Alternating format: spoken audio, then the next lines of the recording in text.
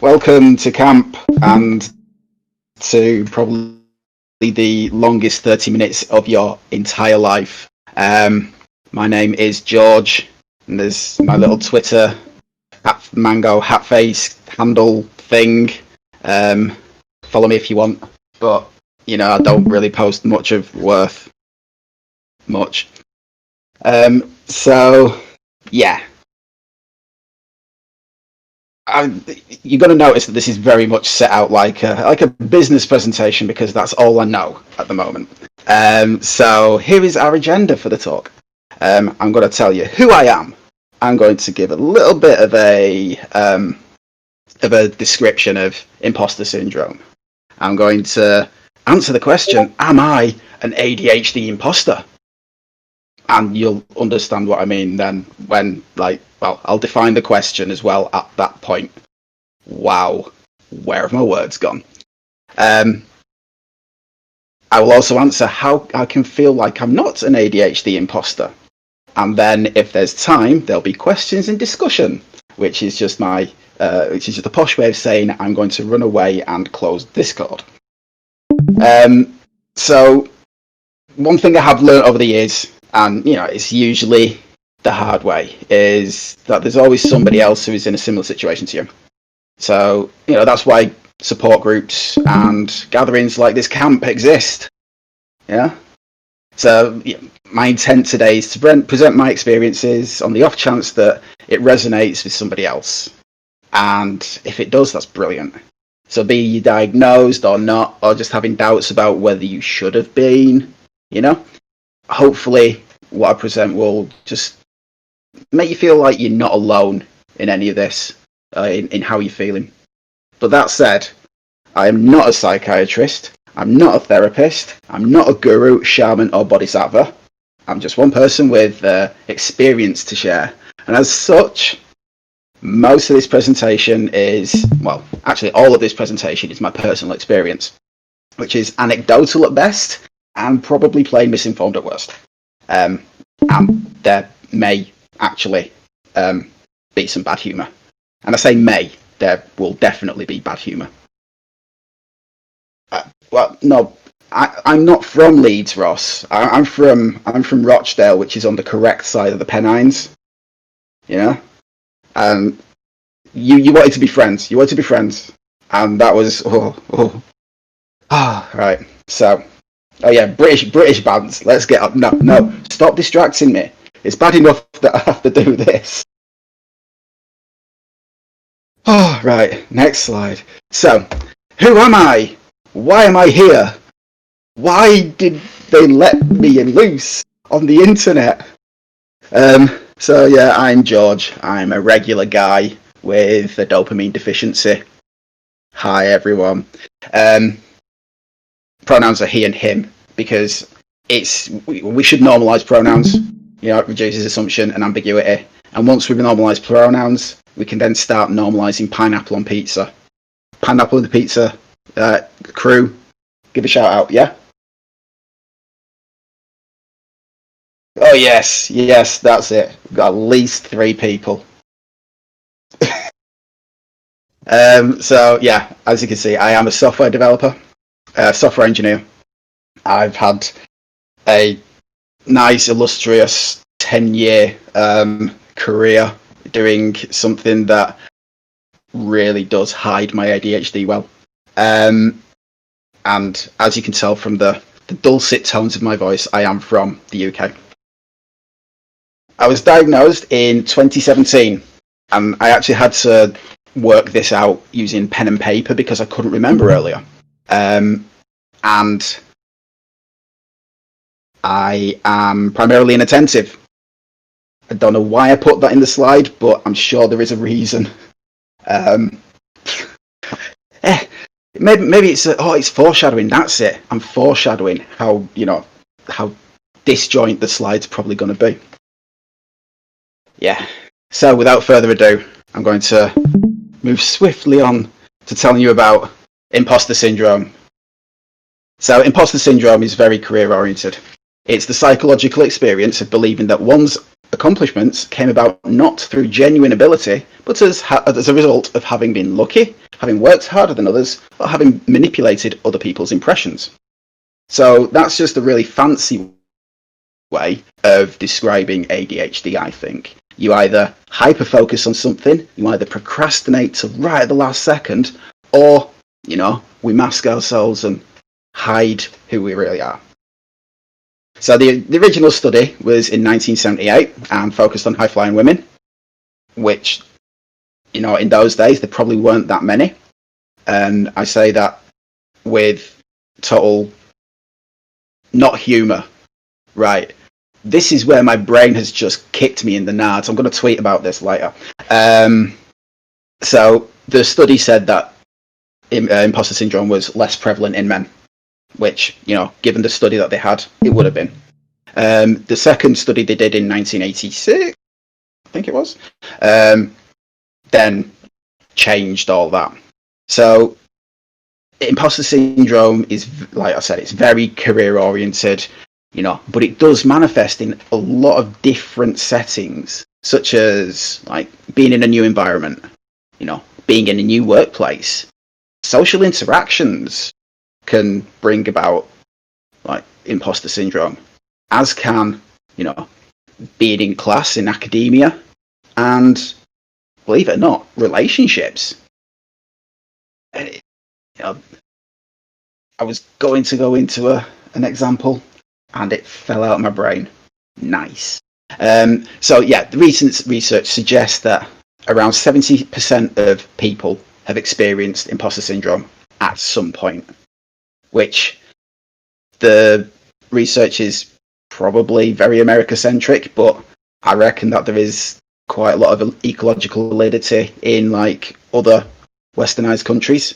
And for those who have done psychology, see what I did there? I used words which were psychological words. Yeah. And imposter syndrome in itself is not a mental health disorder. The DSM and the ICD don't classify it as such because they see it as a byproduct of depression, which is like, why would they do that? I mean, okay, I can understand why they would do that, and I'm not getting distracted by explaining why I understand things. Keep to the script, George. Come on. Yeah. So, possible links to depression and things like that. Okay, there's my link. Yeah. So, how does it manifest? Oh, poo. I was going to make just a very quick aside. I was going to do a imposter syndrome bingo so that everybody could see it and then tick off where they'd done. And I forgot neither the muffins. Sorry, Tall and Moody Tom, the muffins. Yeah? Exactly, Halo. Like it. Waffles? What? Nah, mate. Nah. Oh, right. Where was that? Yes. So, there's 8 things there. I was going to do a little 3x3 grid with a free square in the middle, and you just like pick one. The actual what's the word? The criteria for potential imposter syndrome is if you can tick 2 of those off, you probably suffered from you probably are suffering or have suffered from imposter syndrome.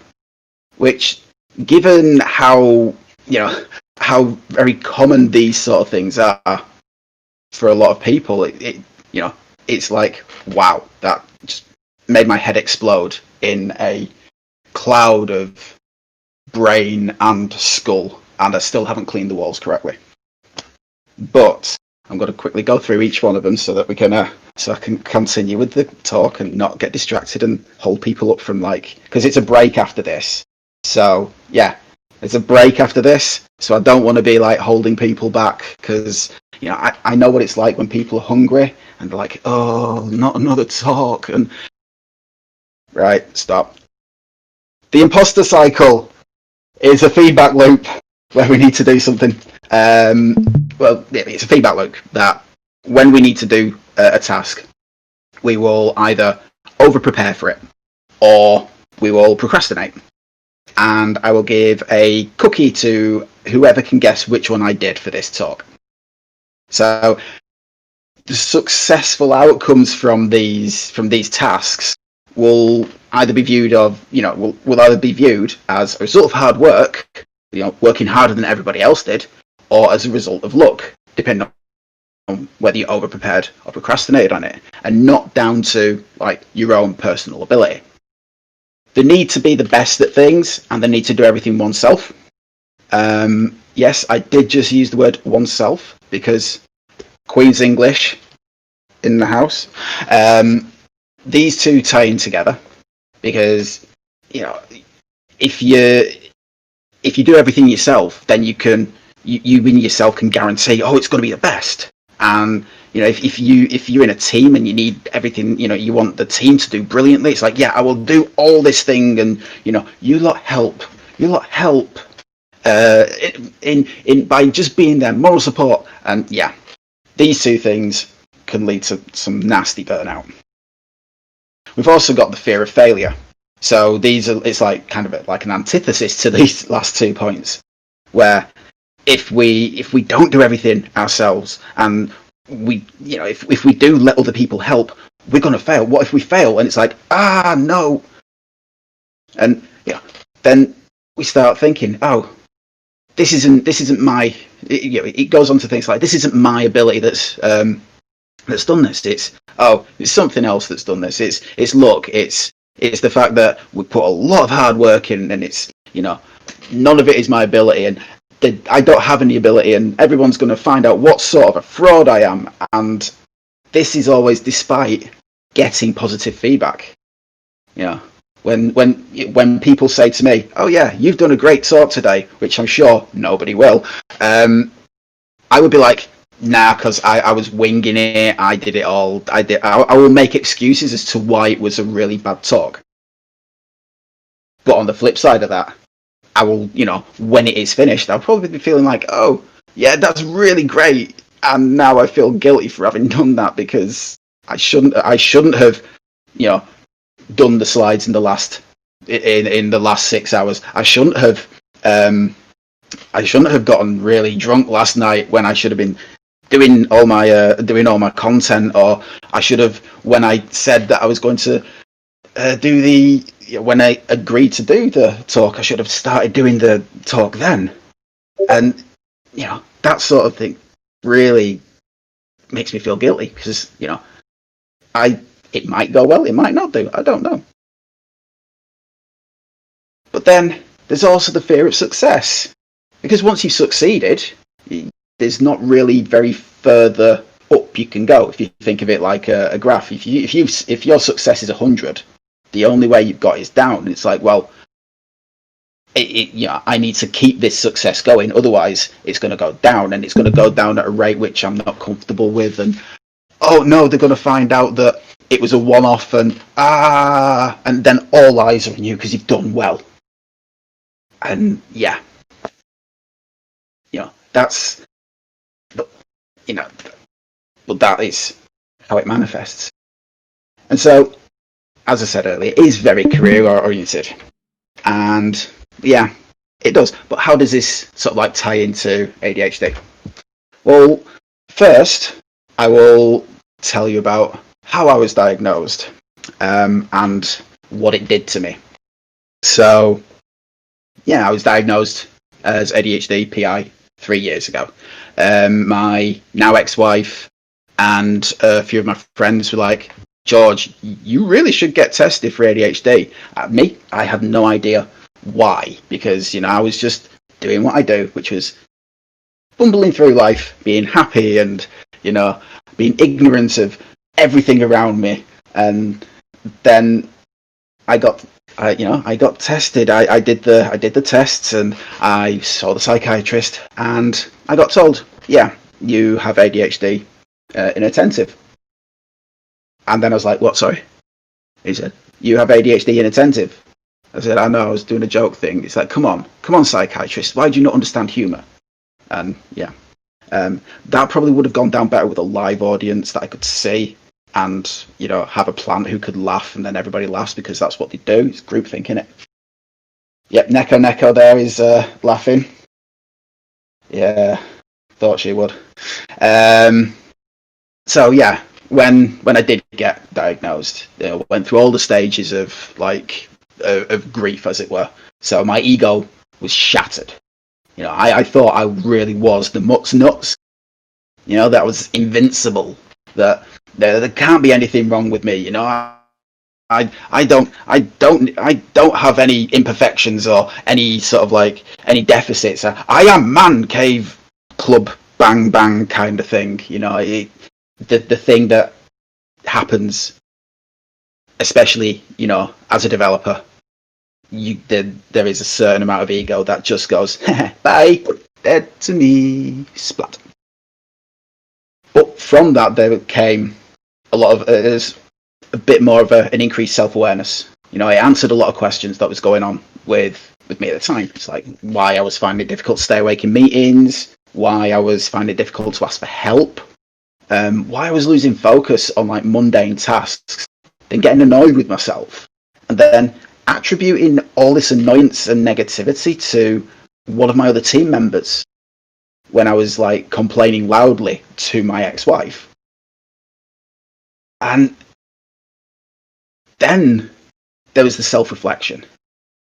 And now this is where the littlest tiny seed of imposter syndrome became planted. But why? How? Am I an ADHD imposter? Is what I said to myself. You see, the only actual prior experience exposure to ADHD was that episode of The Simpsons, as you can see there pictured, which aired in 1999.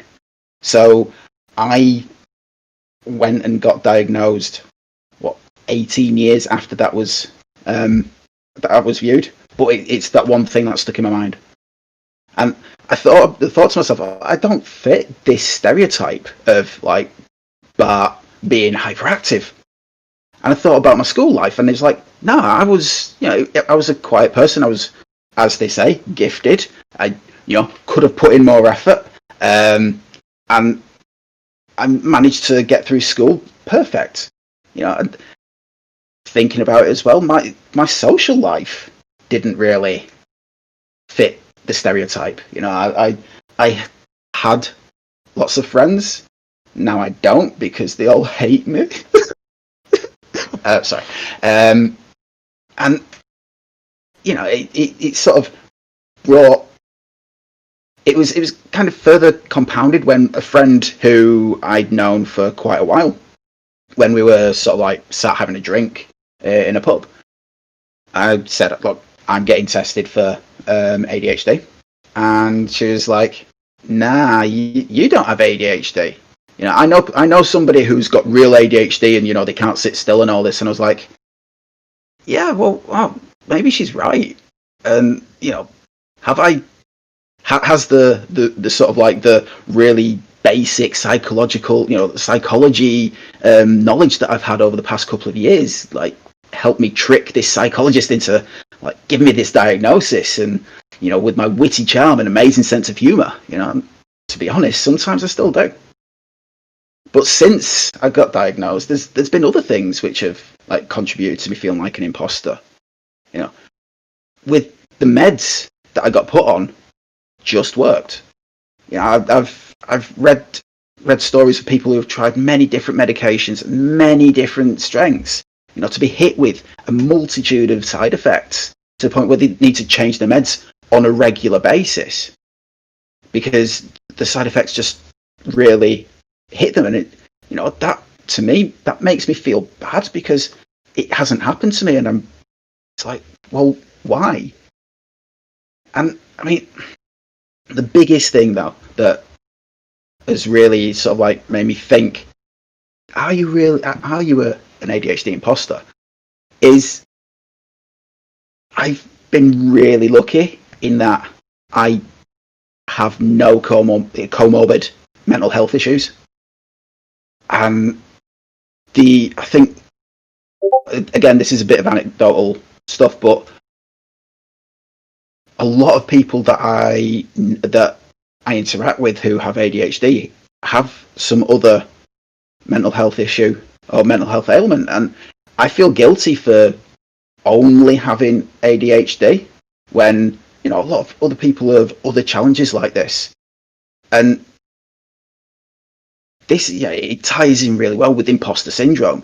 Okay, some of the actual wording is changed, but the intent of, like, well, you know, the feeling that you get from, well, I don't have this. All these other people have got it worse than me, and I feel really bad. And do I really have this condition? Do I really, you know, am I supposed to be here? Kind of thing. Are they going to find me out as just being somebody who decided that they really like stimulants and just wanted to get them for cheap on the NHS?